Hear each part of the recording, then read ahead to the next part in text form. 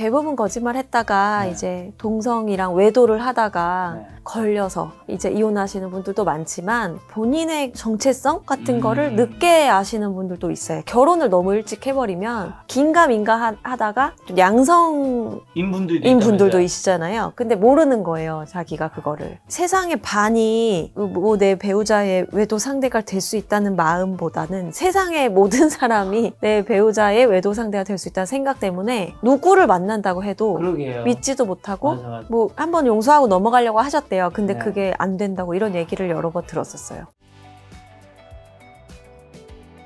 아이, 그 사이에 SBS 굿파트너 드라마까지 집필 하셨더라고요. 네. 이게 시청률 되게 잘 나오지 않았나요? 많이 잘 나왔죠. 어떠세요?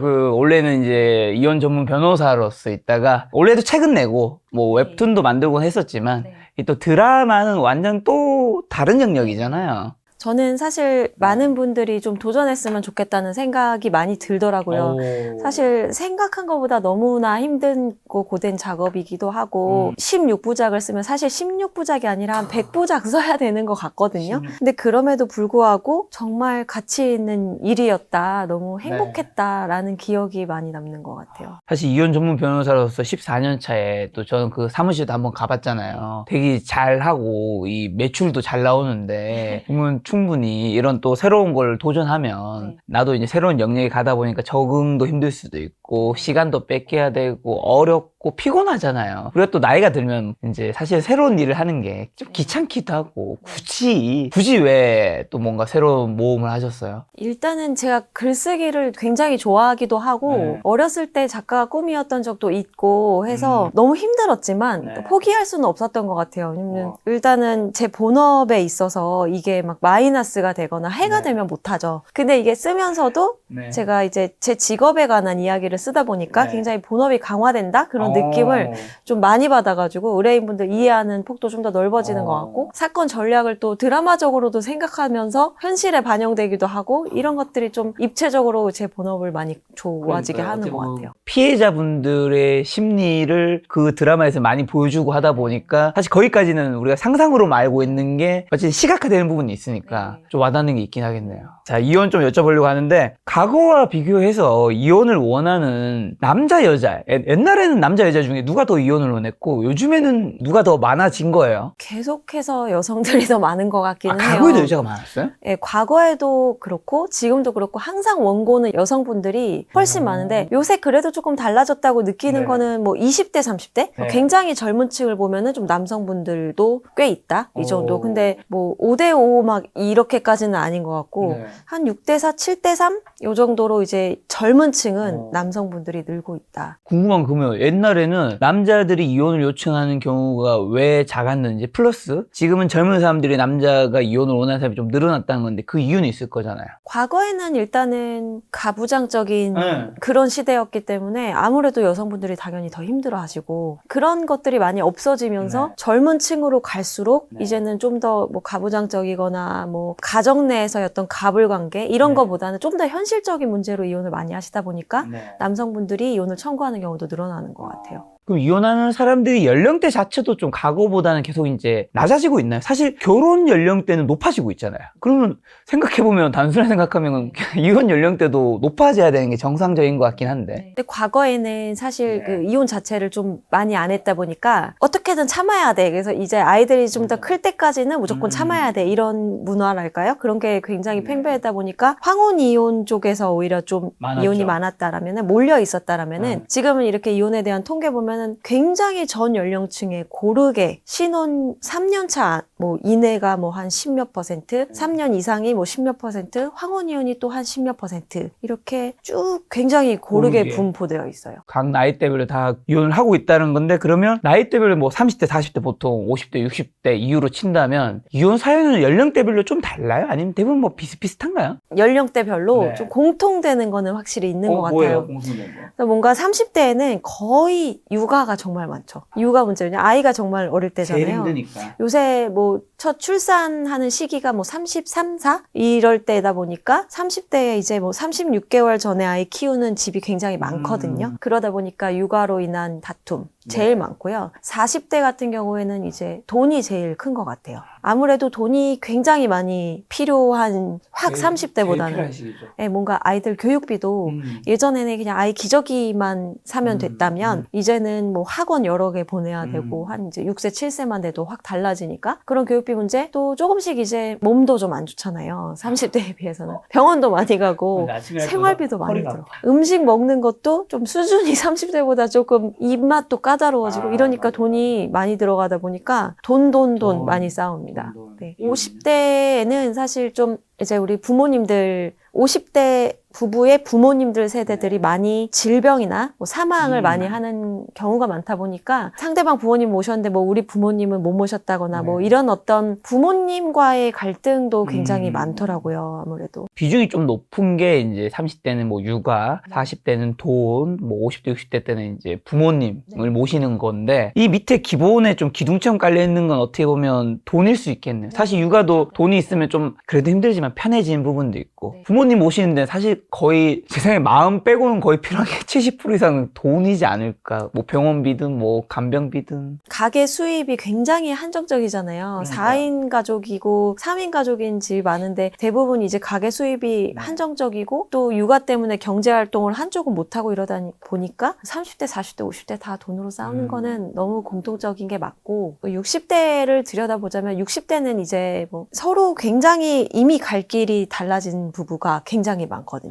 예를 들면 50대 뭐 중후반에 아이들을 이제 다 성인이 되고 나서 그 이후의 삶이 서로 좀 모아지는 삶도 있겠지만 완전히 분리가 되는 경우도 있으니까 아이 때문에 좀 같이 했다면은 이제는 굳이 이제 이런 생각이 들면서 60대에는 굉장히 자연스럽게 그냥 뭐 우리가 굳이 더 같이 살아서 뭐 하겠느냐 이런 생각을 자연스럽게 하시는 것 같아요. 30대 육아 얘기해 주셔서 요즘에는 3포 세대로 해서 출산 포기하는 사람들 굉장히 어쨌든 많아지고 있잖아요. 과거 대비. 그럼 출산 포기도 이혼 사유가 되나요? 예를 들면 뭐 결혼 전에는 서로 합의를 안 한 게 보통 이런 거 결혼 전에 막 구체적으로 얘기 안 한 경우도 많으니까 결혼했더니 뭐 남편이든 와이프가 나는 애는 안 가질래. 한 거야. 그럼 이럴 때 이제 반대편은 안 갖고 싶으면 문제가 없겠지만 갖고 싶어. 이런 사태. 이런 문제로 상담 오시는 분들이 정말 많아요. 그러니까 이건 뭐 협의할 수 있는 영역이 거의 아니잖아. 뭐 제 체감 일주일에 한 분은 꼭 있는 것 같은 정말 이런 문제가 요새 많은데 무조건 출산을 포기했다라고 해서 이혼 사유가 된다 이렇게 말씀드리기에는 그게 뭐 법제화가 된 건 아니니까 다만 이제 법원에서는 혼인 파탄의 정도를 봐서 그 이혼을 결정하는 경우가 많은데 사실 한쪽은 아이를 낳고 싶고 한쪽은 안 낳고 싶으면은 파탄되기가 너무 쉬운 사유잖아요. 그러니까. 이거는 뭐 협의점을 찾을 수 없는 거기 때문에 그래서 이게 이혼 사유다라기보다는 결국은 이것으로 인한 혼인 파탄을 법원에서 인정을 해서 이혼 인용이 될 가능성이 좀 더 큰 것 같아요. 그리고 법원도 사실은 굉장히 시대 상황을 많이 반영을 하면서 민법상 어쨌든 기타 사유라고 해서 혼인을 더 지속할 수 없는 사유가 있거든요. 거기에 이제 포함을 시켜가지고 좀 융통성 있게 많이 이혼 사유를 보고 있기 때문에 점점 이혼 사유가 되지 않을까 싶습니다. 그리고 또 육아에서도 육아하면 이혼한 경우가 30대 굉장히 많다고 했는데 요거 그러면 조금 막을 수 있는 대비책이나 방법은 뭐예요? 사실 이게 뭐 구조적으로 굉장히 이미 힘든 상황인 거잖아요. 애 때문에. 그러니까 30대에는 사실 돈도 없는데 시간도 없는데 에너지도 없고 애는 안 자고 양쪽 다 에너지가 고갈 상태죠. 근데 이게 저도 굉장히 많이 고민했던 부분이거든요. 이 부분이. 근데 저도 이제 개업해서 열심히 회사 일도 해보고 열심히 육아도 해보고 양쪽 다 해본 사람 입장에서 좀 말씀을 드리자면은 아이가 태어나고 한 2돌? 3돌까지는 솔직히 아이 키우는 게 더 힘든 것 같아요. 이거 굉장히 조심스러운 둘 다 해보셨으니까.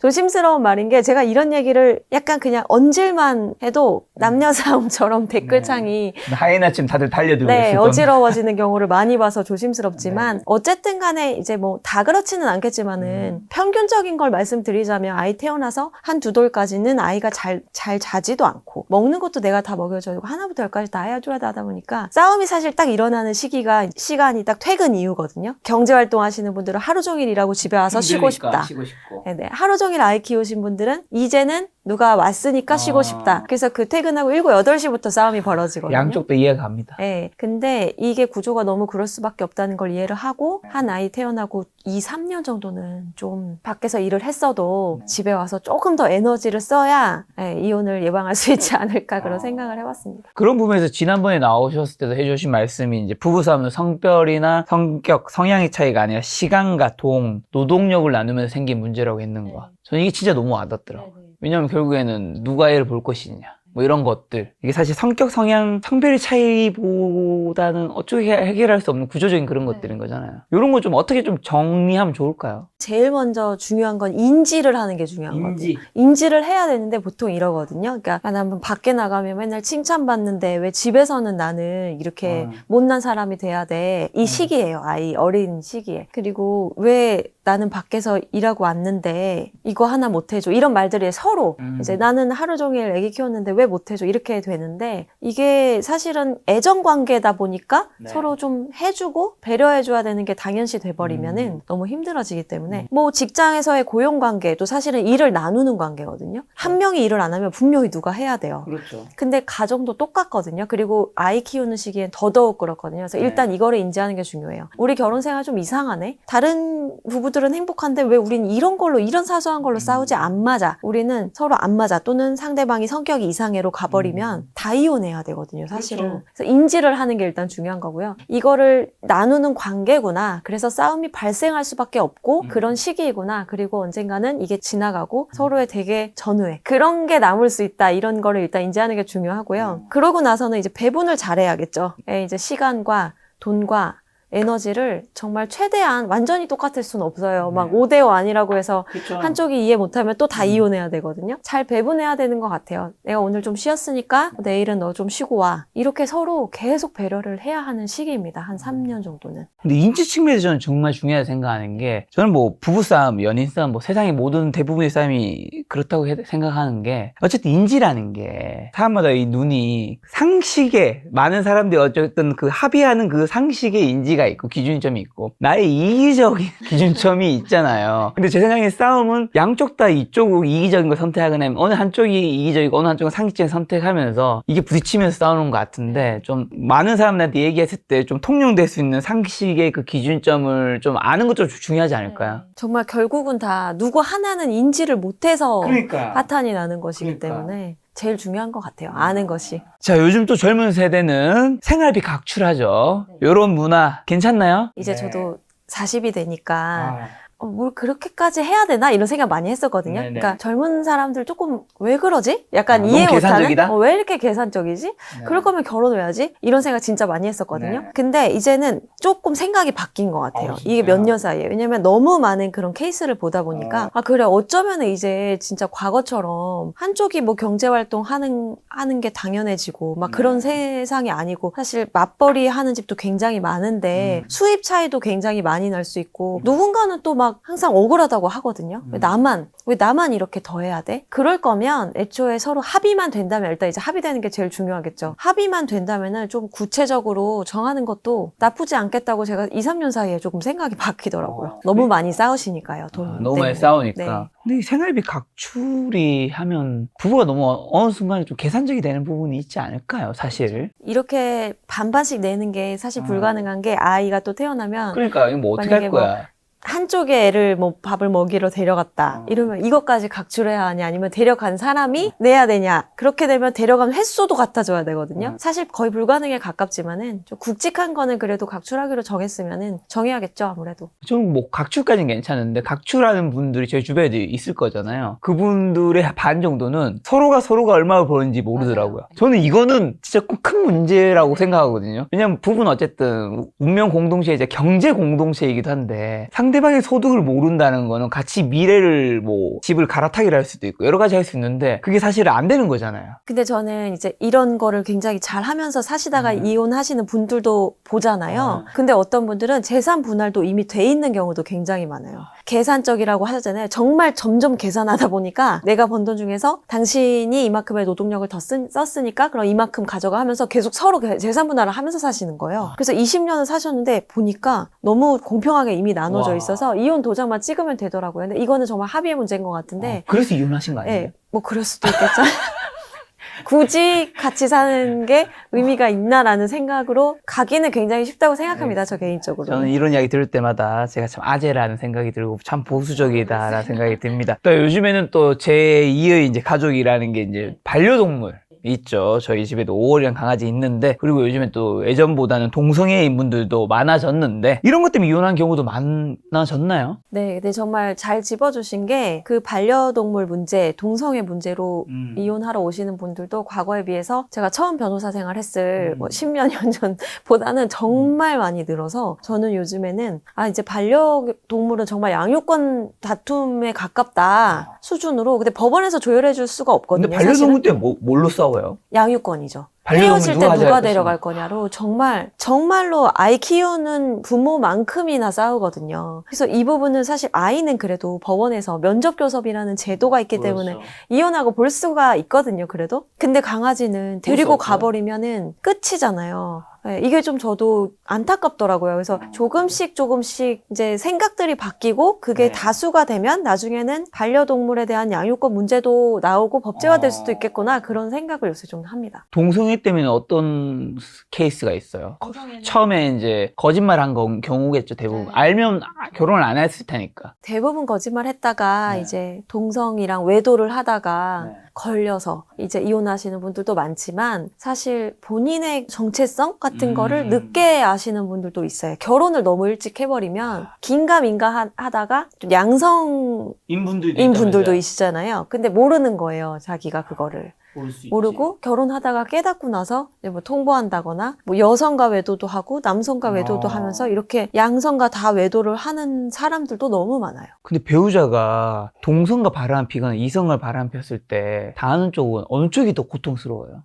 이게 동성과 폈다고 하면 뭔가 근데 제가 보기엔 너무 당혹스러울 것 같아. 양성과 외도하신 분의 피해자분들을 몇 분 뵀거든요. 양성. 네, 근데 제일 힘들어하신 것 같아요. 왜냐면 이렇게 양쪽 말씀하시더라고요. 뭔가 세상의 반이 뭐 내 배우자의 외도 상대가 될 수 있다는 마음보다는 세상의 모든 사람이 내 배우자의 외도 상대가 될 수 있다는 생각 때문에 누구를 만난다고 해도 그러게요. 믿지도 못하고, 맞아. 뭐 한번 용서하고 넘어가려고 하셨대요. 근데 그게 안 된다고 이런 얘기를 여러 번 들었었어요. 왜냐면 결혼하고 난 다음에 이제 내 남편이나 내 와이프가 어디 저녁 모임이 있을 수 있을 때 남자들 가득한 곳에 이제 여자분이 가셨을 때는 남편 걱정하고, 반대로도 이제 걱정하는데, 양성인 경우는 다 싫겠죠. 다 누굴 걱정해야 만나도. 되니까. 네. 자, 근데 이걸로 이혼하는 거 아닌 것 같다 하는 사례도 요즘에 혹시 있을까요? 네, 항상 있는데 이제 너무 어린 친구들 같은 경우에는 이혼을 굉장히 쉽게 결정하는 경우가 솔직히 좀 있어요.